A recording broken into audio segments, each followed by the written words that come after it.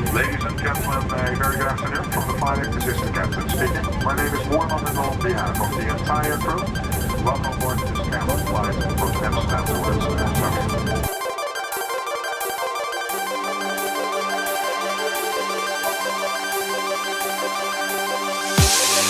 I think I'm in need of a quiet walk home. And as we step forward, we would rather be alone. So make some noise while you've got time. Take this poison for your mind.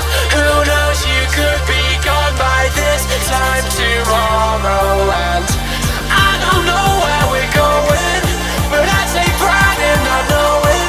And you say I will be the one to let this go.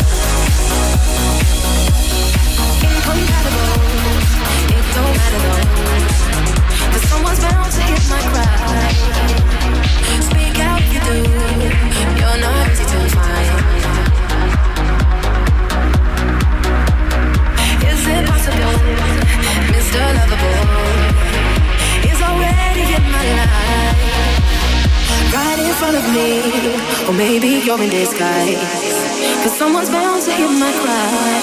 Ooh,